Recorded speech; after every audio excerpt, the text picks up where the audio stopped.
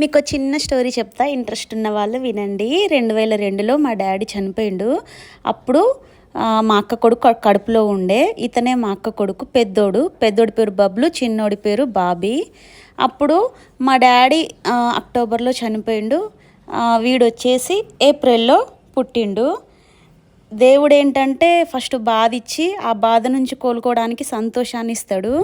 వీడు పుట్టినాక మేము చాలా అంటే చాలా హ్యాపీగా ఉన్నాం. మా ఇంట్లో ఫస్ట్ కిడ్ అన్నమాట. మా అక్కకు మా డాడీ బాగాలేడని చెప్పేసి మా అక్కకు 16 ఇయర్స్లోనే పెళ్లి చేసేసినాం. చిన్న పిల్ల పాప మా అక్క. మా అక్క 8 ఇయర్స్ ఉన్నప్పుడు నేను పుట్టిన.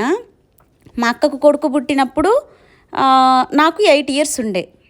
అంటే మా అక్క కంటే నేను 8 ఇయర్స్ చిన్న, నాకంటే మా అక్క పిల్లలు 8 ఇయర్స్ చిన్న అన్నమాట.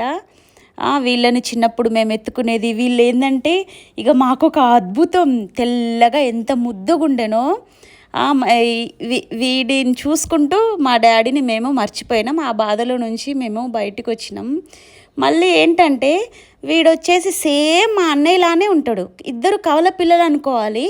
సేమ్ టు సేమ్ మా అన్నయ్య పోలికలు, రూపురేఖలు మొత్తం అచ్చుగుద్దినట్టు వచ్చేసిండు. ఇప్పుడు కూడా హాస్టల్ నుంచి వస్తే ఉక్కిరి బిక్కిరి చేసిస్తాం.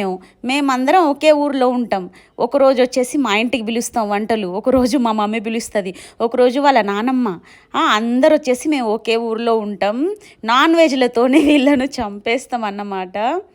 సో దేవుడు మనకు ఒక బాధనిచ్చిన ఒక సంతోషాన్ని ఇస్తాడు. వీడు గోల్డెన్ స్పూన్ బాయ్ అన్నమాట. మాకు చాలా అంటే చాలా ఇష్టం. ఇప్పుడు వచ్చేసి తను జార్ఖండ్లో చదువుతున్నాడు. 6 మంత్స్కి ఒకటే సార్ వస్తాడు. 6 మంత్స్ వచ్చినప్పుడు మేము చాలా అంటే చాలా హ్యాపీగా ఫీల్ అవుతాం. ఎక్కడున్నా మాకు ఫోన్లు మాత్రం ఖచ్చితంగా చేస్తాడు.